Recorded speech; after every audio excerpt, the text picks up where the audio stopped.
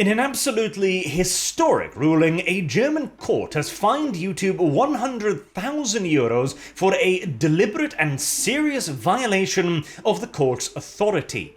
This is in relation to an anti-COVID lockdown video which YouTube decided to delete because it was of the opinion that it violated its policy on medical disinformation. This was then taken to German court, who said, "No, YouTube, you are not actually allowed to remove this video as that is in violation of German law. You will reinstate it immediately." But YouTube took its sweet-ass time to do so, almost a full month, in fact, before finally complying with the court order. This has now been found by the court to be, as mentioned, a serious and deliberate violation, hence the €100,000 fine. This really is, genuinely, no hyperbole, a historic thing, because this is one of the first times ever that one of the big tech corporations have actually been forced to abide by the rules of everyone else. And when they sulked and bitched and whined about it, they were smacked right the hell back down again, because, surprise to surprise, YouTube's terms of service do not actually triumph over a nation's legal system.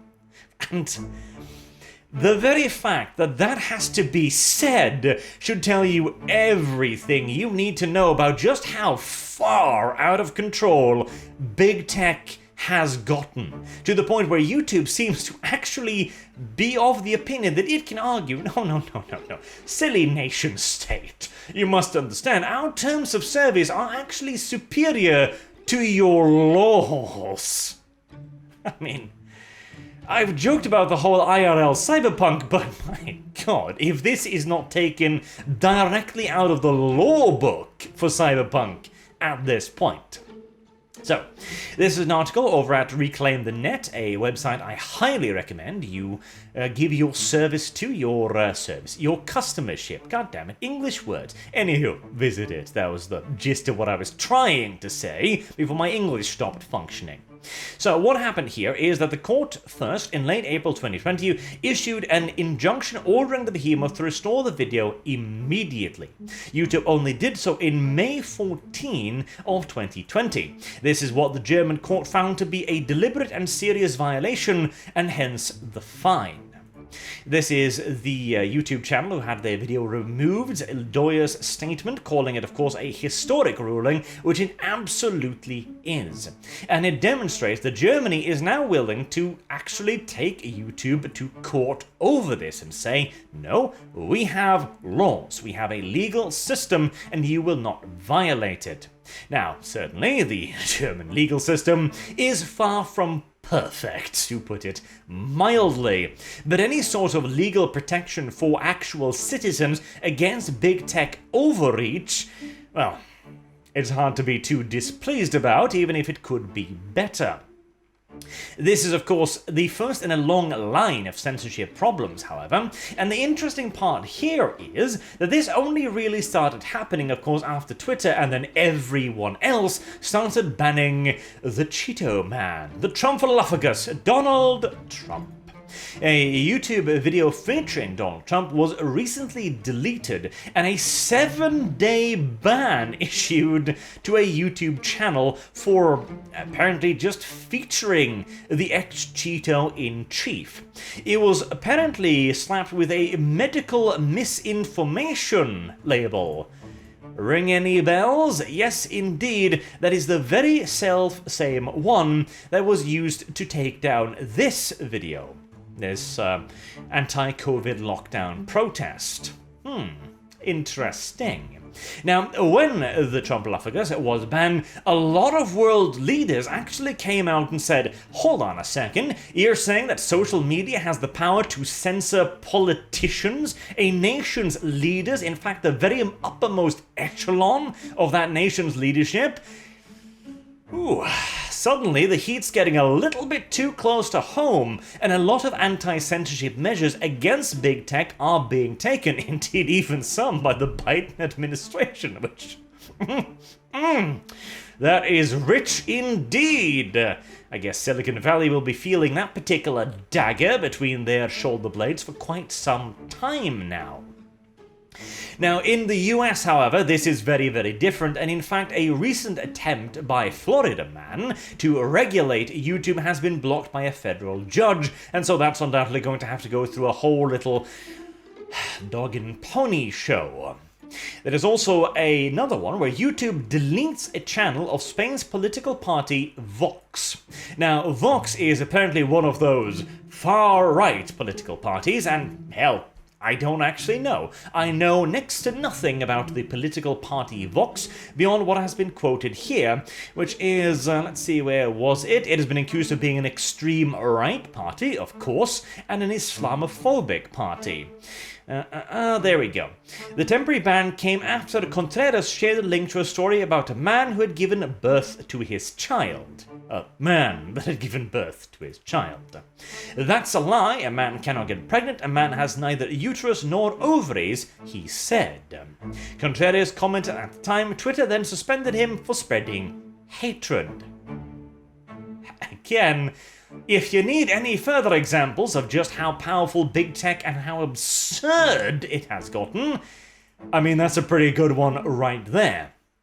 Again, I'm not going to pass any judgment about how far right these people are, generally speaking. When YouTube or anyone else, like Twitter, tell me that somebody's far right, I tend to assume they're stand-up people, but you never know, because again, I don't know about these people. But this is another example of blatant political censorship. Stating that a man cannot get pregnant and that a man has neither uterus nor ovaries is not a crazy statement. It is certainly not spreading hatred, and a political candidate should absolutely be allowed to say literally whatever he wants on any social media. In fact, he should have a legally protected right to do so. Now, the problem, of course, with this is, and this has been a question that I've been mulling over in my head a little bit here, because on the one hand, right now I am all for government intervention and government English, arch, man, I am having troubles today. Government regulations, there we go, on big tech corporations, for the very simple fact that, okay, the government might abuse their powers to hurt me. Sure, entirely possible. Hell, one might even say likely. But big tech is currently abusing their powers to attack YouTubers, to attack content creators, to attack political parties. And if I have the choice between someone who might screw me and someone who is already actively screwing me, it really isn't much of a choice now, is it? But there is, of course, always a problem here, and that is that there are a lot of very far-left politicians that might utilize further government intervention in big tech to further their own authoritarian Stasi-esque agenda. And to demonstrate to us exactly what massive Stasi-esque government overreach might look like, we have UK MP Diane Abbott, who tragically actually makes an argument for these fascist practices. Social media companies should collect names and addresses of all social media users, Diane Abbott says in all due seriousness. And why? Why should Facebook, Twitter, YouTube collect your name and your address, you might ask? Well, I think you might already have had a decent brain guess as to what it is Diane Abbott here wants from that. The actual social media companies should hold their name and addresses so when they post this type of abuse, the police can come after them, and if necessary, they can be prosecuted. Diane Abbott, a UK MP, is of the opinion that if you call her a naughty word on Twitter, the social media companies should get the police to come get you. Ja, wohl, mein Führer. I mean, the Nazis would cream themselves for this kind of power, for this kind of overreach. Hell, the KGB is probably salivating at this. Putin himself is picking up the phone right now and going, "Have you heard of this genius woman over in the UK? She has discovered fantastic solution to all of my journalist problems." Oh. How do people like this get into positions of power? Who votes for this? And that is the crucial takeaway here as well.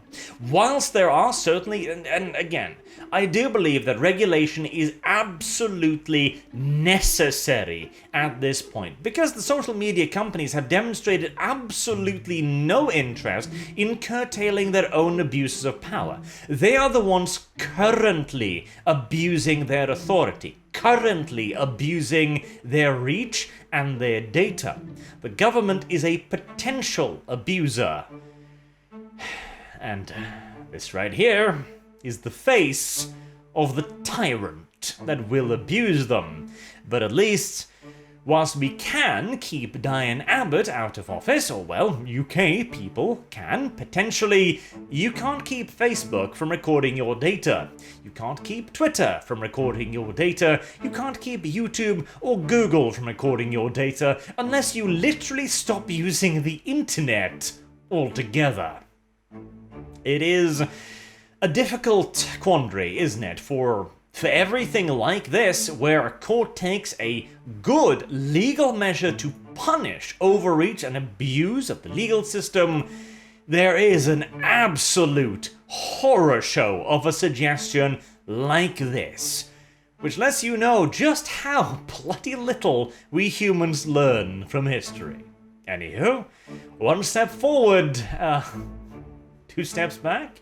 Now, I think in this case we can quite reasonably say 2 steps forward, 1 potential giant leap backwards. Until next time, I've been Arch. Thank you all very much for watching, and I hope to see you all again soon. Till then, have a good day.